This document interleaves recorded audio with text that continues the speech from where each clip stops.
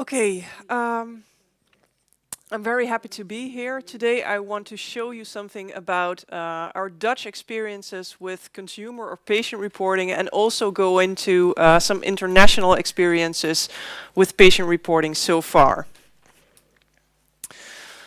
First of all, to really be sure that everybody knows that we're talking about the same thing, I give you a definition about consumer reporting, which shows that consumer report is a report of an ADR, which is initiated by the consumer without interpretation of a healthcare professional. And that's an important thing to remember when we're talking about this subject. A couple of years ago, there was a lot of debate of the true value of consumer reporting, and should we allow consumers or patients to report ADRs themselves, or should it always go through a healthcare professional?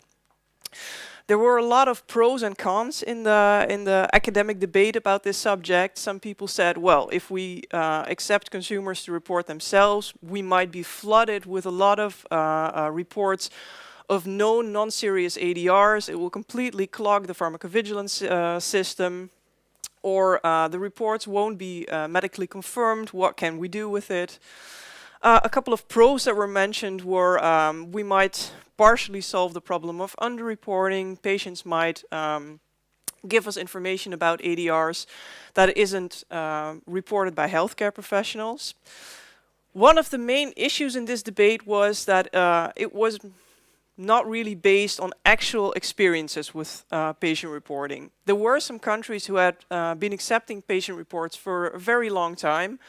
For instance, the FDA in the US has accepted patient reports since the 60s. Canada has been accepting them for a very long time, also Australia. But there weren't a lot of publications about that that really gave us an insight on the value of these reports. For us at the Netherlands Pharmacovigilance Centre, we also had this debate internally, and we really had to change from a drug-oriented to a patient-oriented approach, where you see that the message is of importance. So the ADR that is reported is the important thing, and not the sender. But actually it took us, well, quite some time and debate to get to that point. And now, at the moment, patients are also represented in the Lareb board. But we also had the same issues and the same debate before we started with patient reporting. What we first did was do a trial with patient reporting in 2003 to see if it was actually feasible to get those reports, if patients were able to report themselves, if the reports were useful enough. And in that first trial year, we received about 300 patient reports. We then analyzed them, and what we saw is that they contain enough medical information to be useful to pharmacovigilance.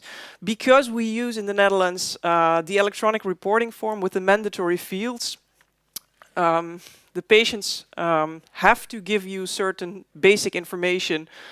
So the reports are pretty complete, because otherwise you can't send the report in if you don't fill in some mandatory fields. But also, if you looked at the clinical information captured in those reports, we've found that it was actually pretty good, and that it could be useful to us. As Linda has just shown you, the number of reports has been growing ever since we started with that trial period in 2003, and you can see a very rapid growth of patient reports in the Netherlands. If you get so many reports, we thought then we have to really evaluate what is the use of all those reports coming in. So what we did is really an evaluation of our patient reporting system, where we looked at all kinds of different aspects of the reports coming in. Because we felt if we are spending so much time and effort on receiving those reports, assessing them, then we really want to make sure that they are useful to pharmacovigilance. I will very quickly go through a couple of the studies that we did in the Netherlands before I go to the international experiences on this subject. And if you're interested, you can read more in my thesis that I will show you later on. What we first did was compare, after 3 years, the experience, the reports from patients and healthcare professionals, and we just compared them on the basis of the most reported reactions, the drugs that were most reported, age and sex, and some other issues. What we actually saw is that patients and healthcare professional reports in the Netherlands are very similar. A lot of the things that were reported, the ADRs, but also the type of drugs that patients and healthcare professionals reported about in the Netherlands were actually very, very similar. There were also some small differences. For instance, patients reported non-recovery more than healthcare professionals. And we thought, how can this be? But one of the reasons that we thought of is if you're not recovered as a patient, it's a constant reminder to you that that you've suffered from this ADR, and maybe you're more prone to report it then because you're still bothered by the ADR. And also, for instance, if you're suffering from a hepatic disorder, a healthcare professional might think, well, you're recovered once your liver values are back to normal. But a patient might still feel, well, I'm still fatigued, and not feel as recovered as you might expect on the basis of the clinical information.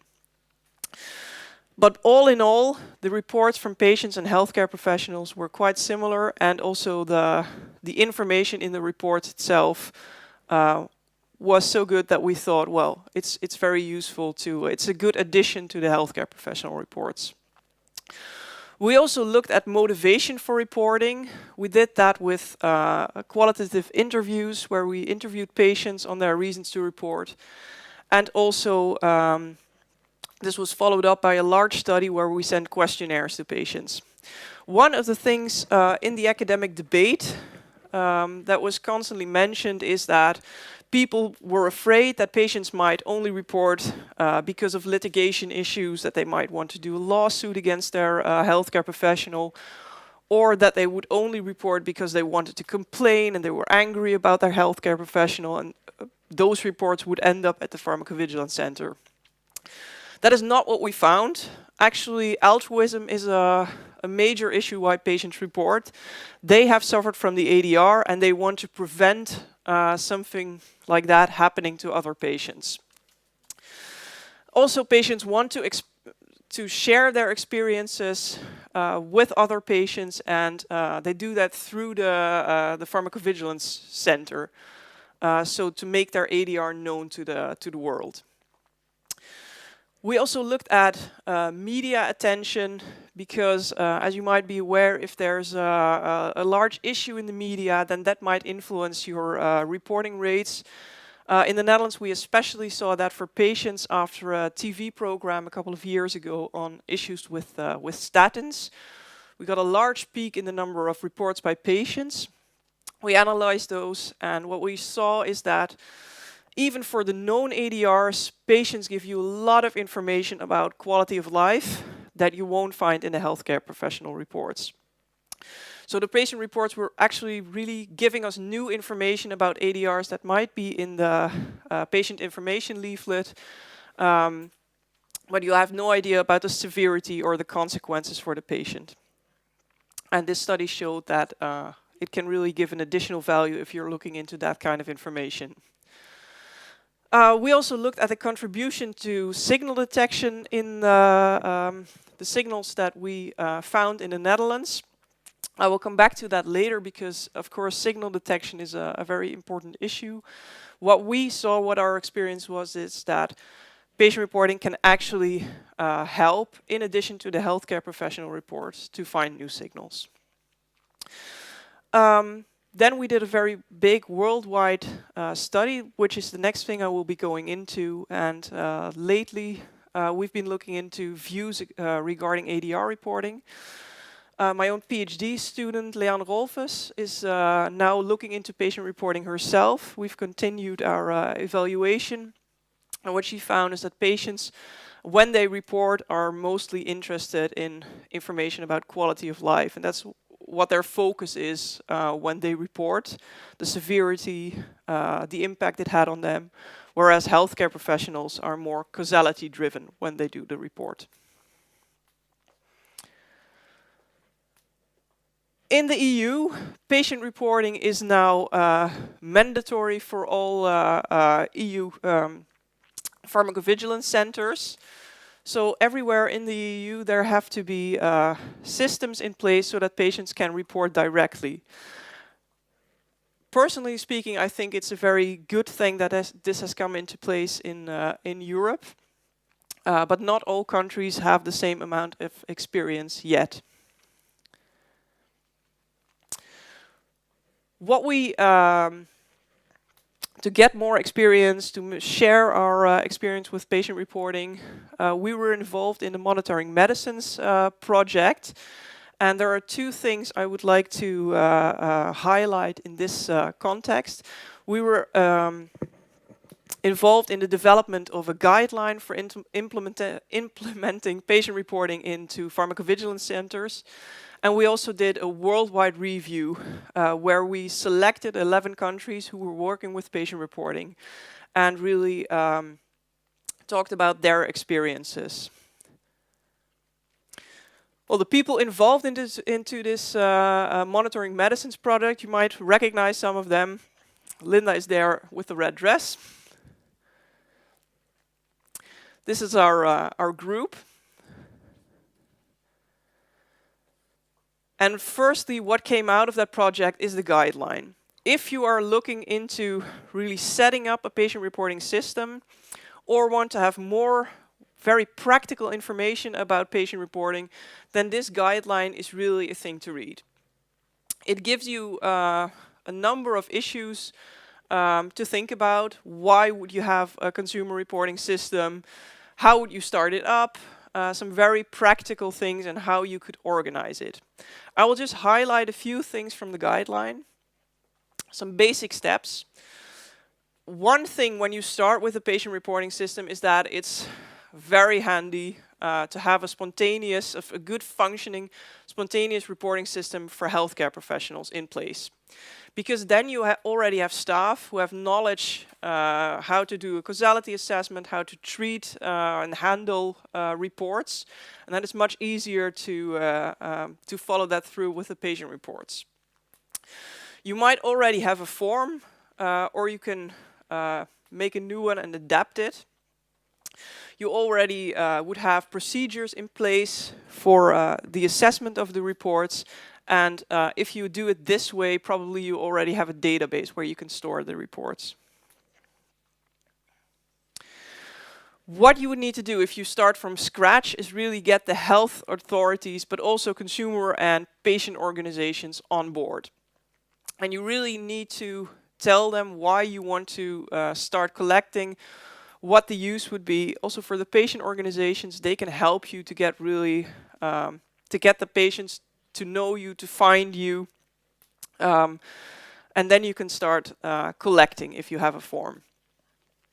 What is important is that somewhere, might it be your form, your website, you explain to consumers how you will use their data, what the use is, what will happen with their report, that they might be used for signal detection, to really make that clear.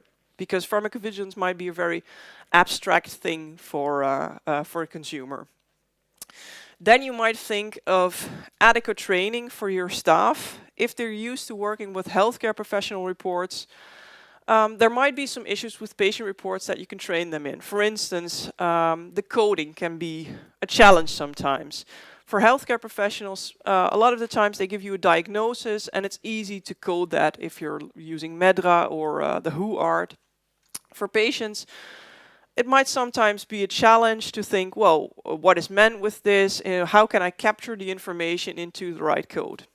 Also, if you accept, for instance, reports by telephone, you might train your staff on how to talk to consumers, what kind of information could they give them to really have that run smoothly.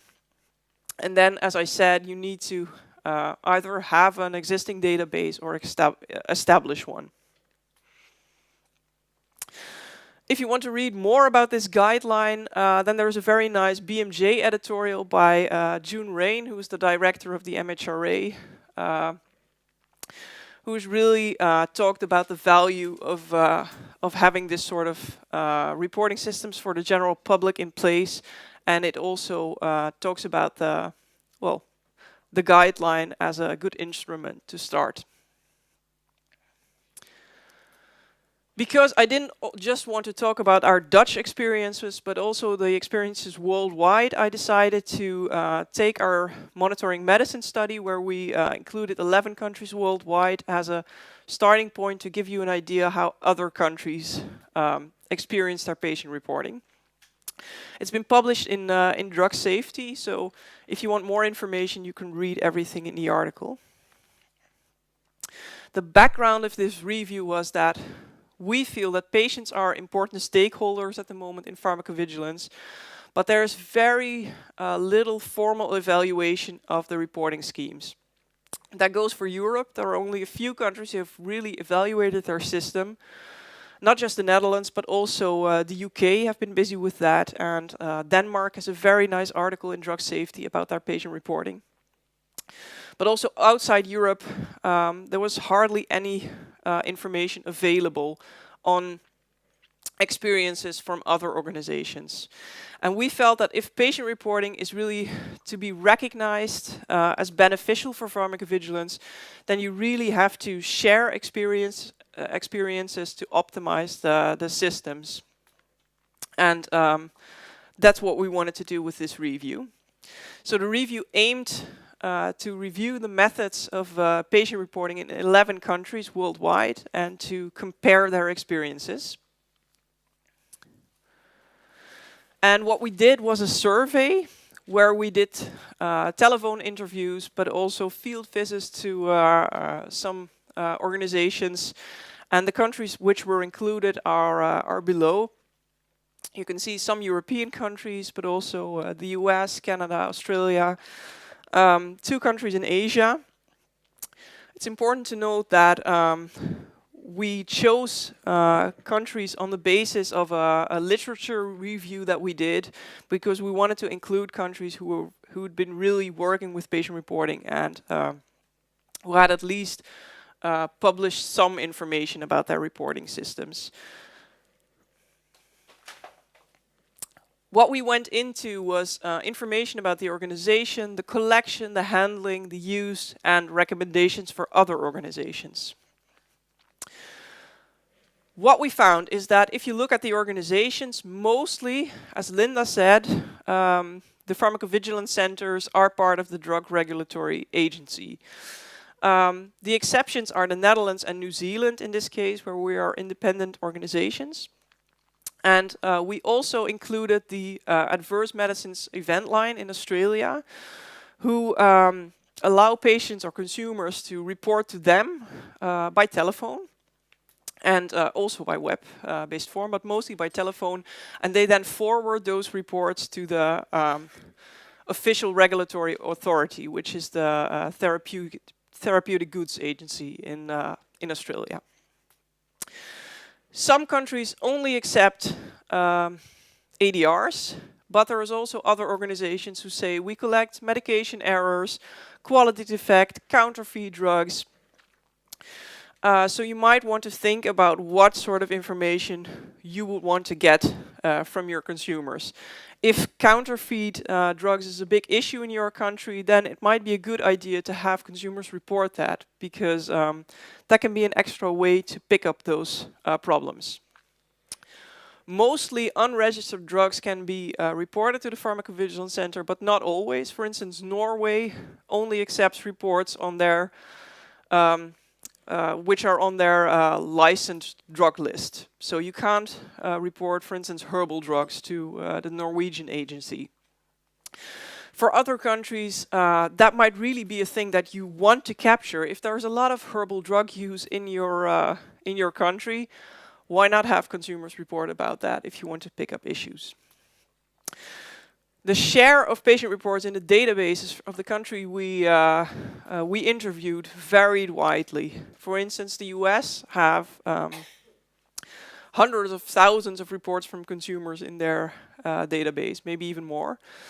Some countries only had 80. So not everybody had been collecting for the same time and with the same amount of reports coming in. Most countries said that promoting the systems was something that was really necessary in their country, and I will get back to that later. For the collection, we had a whole session on collection of reports and ADR reporting forms, so I will be very short on this. Most countries use a mix of methods where you have the telephone line, electronic forms, and paper forms. There are some exceptions. For instance, Norway again allow patients only to report with their electronic form. In the Netherlands, we do the same. There are some exceptions. If a patient really can't report online, then we send them a paper form. But most of the reports come in through a website. But if you have a population with a lot of illiteracy, then a paper form or an electronic form might not be the best way. Then you might want to think about a telephone line. The reporting forms itself, we discussed this yesterday again. There are some differences in the use of mandatory fields, but also the level of sophistication. For instance, the web-based forms, some of them automatically download the information into the database, but others don't. Sometimes drop-down lists for medication are used based on the drug dictionary in a country.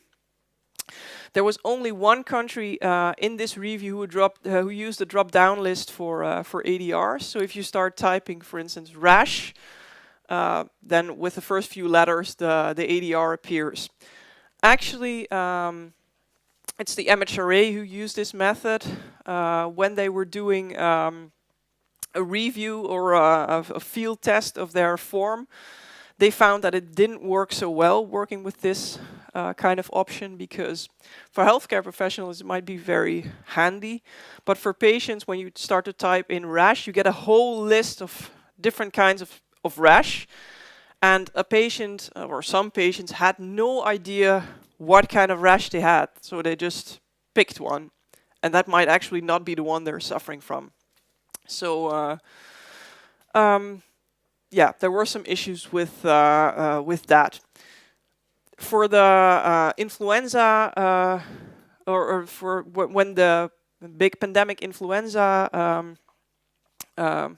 was, well, around, there were some countries who used more restricted form where you can also, well, just click on a few ADRs. But that is not regularly used if you look at, well, normal drugs. Then the handling.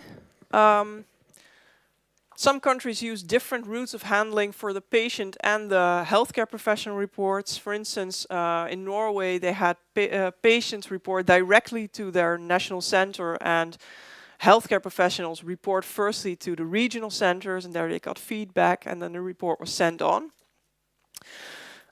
Some organizations use different databases for the patient and the healthcare professional reports. For instance, Sweden, at the moment we interviewed them, had 2 databases where they stored the reports, and actually they weren't so satisfied about the signal detection they could do with those 2 databases, because it was separate. Most countries share their reports with international databases, and that's also something that you might want to think about, how you're going to share your patient reports. Feedback is something that a lot of countries don't really do. First of all, I think it's important to at least send an acknowledgement letter to a patient to say, well, we've received your report, and also maybe well, thank them, tell them in that letter what will happen to the report, because we found that patients are really interested in knowing that, in knowing what were you going to do with that information. It's not just a black box where you report something and never hear anything. But there are a few organizations who really give feedback on the drug ADR combination. So really personalized feedback. We are one of the countries who've been doing that for years. what we actually did last year is, because a large number of reports have been coming in, is really evaluate the satisfaction and the expectations of patients who report what they want from that feedback. And are they satisfied with feedback or just with the thank you and acknowledgement letter? And what we found is that the differences actually weren't that big, at least not in the Netherlands.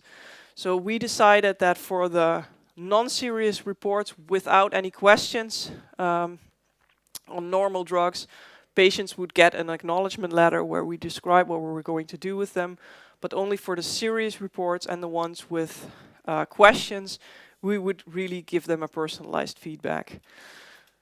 Of course, if you have a small amount of reports, feedback is, I think, a wonderful thing to do.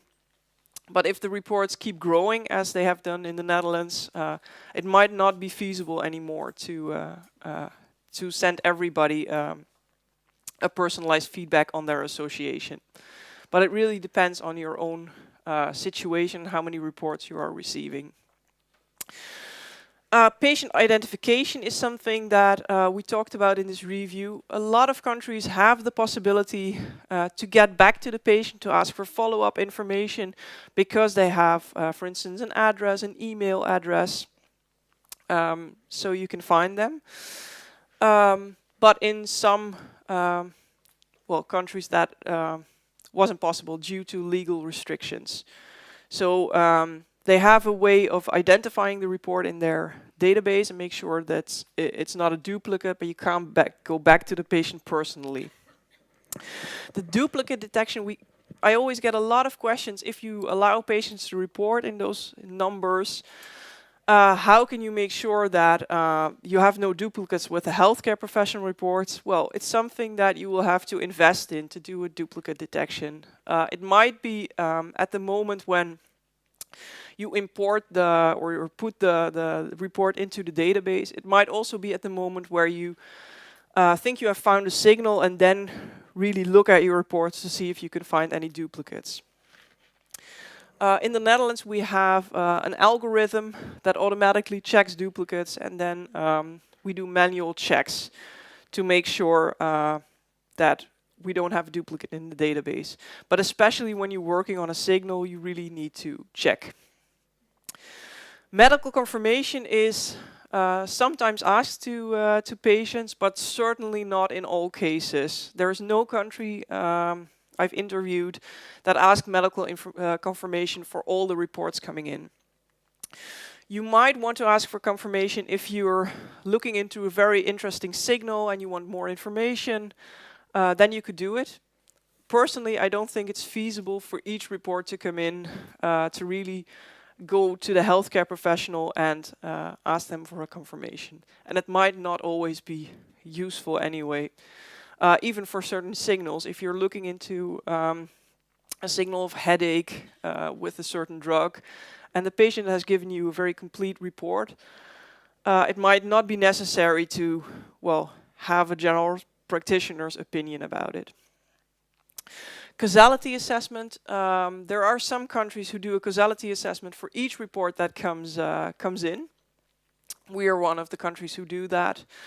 But there's also a lot of organizations who only look at causality when they're, looking into a signal.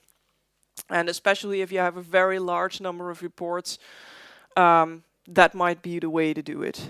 Because, for instance, for the US FDA, they have so many reports coming in that it's not possible for them to do a case-by-case analysis of all the reports. And then seriousness is something that I want to stress, because a lot of the times we ask for regulatory seriousness with the SIAMS criteria or, some other kind of regulatory criterion. But for patients, of course, seriousness is not the same kind of thing as severity.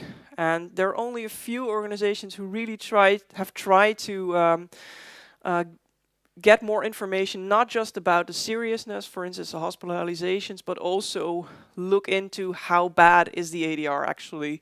And for instance, the UK have a question on their reporting form where they really ask the patients, on a scale of 1 to, I think, 5, how bad was your ADR? And that might be something that you could use if you're thinking about gaining information on quality of life with patient reports. This is an example of feedback from the Netherlands. I will skip quickly past this, just to show you that the very dark letters, the bold letters, are the acknowledgement letter that we send to the patient, thanking them and showing them what will happen with the report. And then the middle part in italics is the part where we give them the really personalized feedback on their ADR.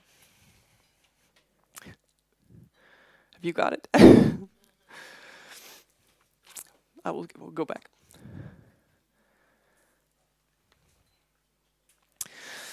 Well, now we come to the very important part, the value of patient reports. If you look at all those reports you receive, you really want to know what uses it, what can I do with them? And this is what some of the countries said in this review. You might partially solve your underreporting problem, because we all know that healthcare professionals don't report everything, and this might actually, well, help you to gain more information about ADRs. Patients might also report different kinds of ADRs. As Linda said yesterday, there might be certain adverse reactions that are just not recognized by a healthcare professional. And because patients don't have that professional filter, they might think, well, this is something that could be an ADR, and they report it. So you might end up with very unexpected reactions that turn out to be a true ADR after all.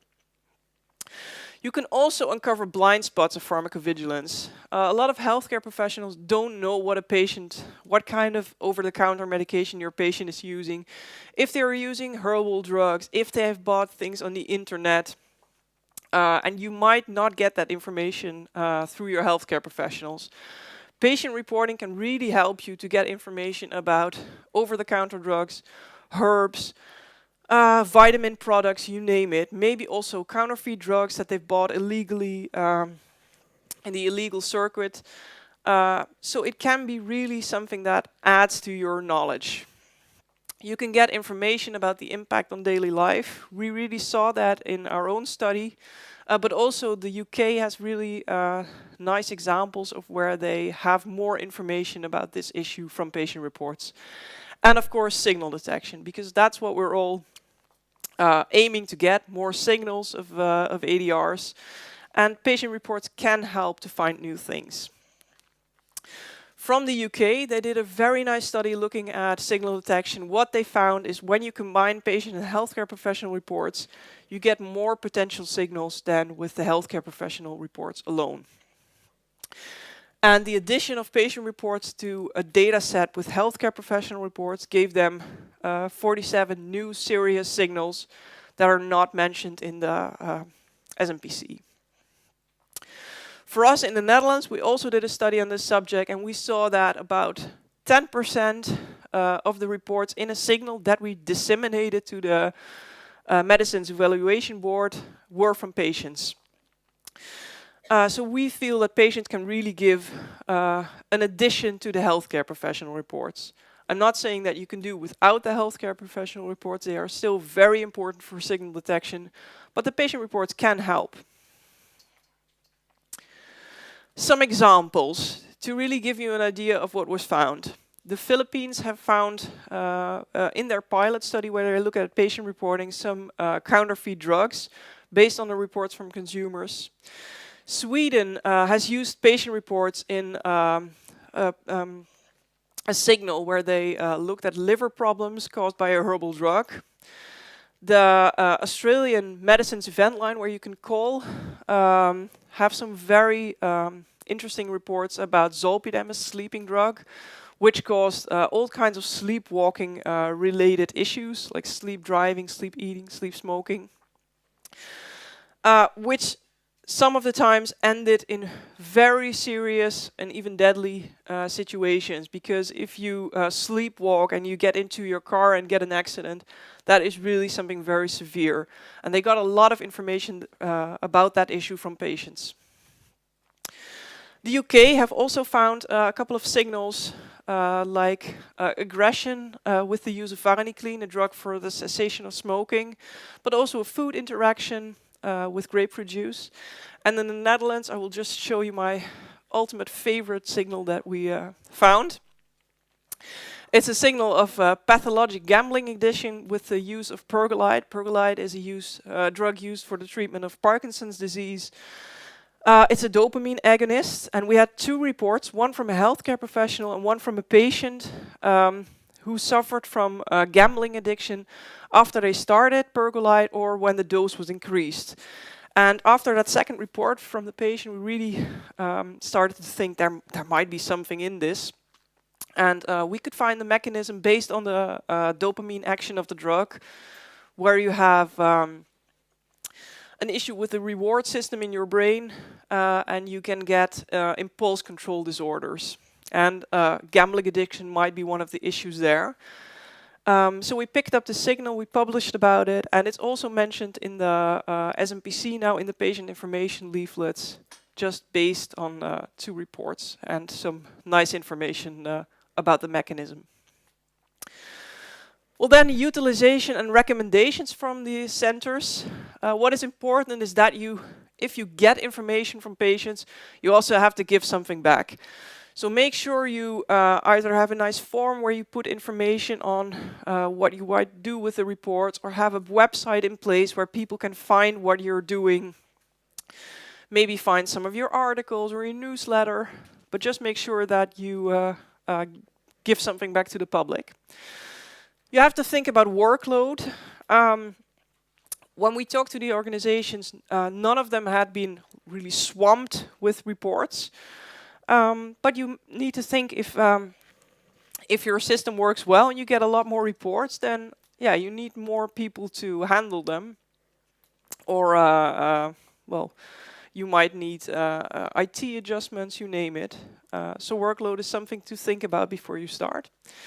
There are some pitfalls that we thought to ask about. One of them was litigation. Are there actual experiences with reports driven by litigation? So if patient has an ADR and they want to sue their medical doctor, well, it does happen sometimes, for instance, in the US. But the FDA actually didn't mention that as a problem in their system, and none of the other countries did. Media attention can be seen as a pitfall, that you might get a peak of reporting about the same issue, but it also can be a chance that patients get to know you and you get information that you otherwise wouldn't have had. So reports driven by media attention might not be a bad thing anyway. Then promotion of the system, you really need to think, if you're doing all this effort to set up your system, you have to reach your public. And in a lot of countries, there's just a very low awareness that patients can report. There are all kinds of things that you might try to do to promote your system, but some of them are more costly than others. For instance, radio or TV commercials. Yeah, that might require a bigger budget. What we found in the Netherlands is that it can help if there's a safety issue about a certain drug and the newspapers talk about it, that you give information as well and that patients know where to report. So you can actually use issues with drug in your own advantage to show people what you can do with their report, that you're there for them. You might also think about leaflets, flyers in pharmacies, but make sure that you also evaluate their effect. Because a lot of countries, or some countries we interviewed, have said, well, we use them, but the effect is minimal. So make sure that if you spend money on something, that you also test if it's worth it. To conclude, only a limited number of countries have really been evaluating their own system. I personally feel that sharing information between all kinds of organizations is really important to optimize the patient reporting systems we have.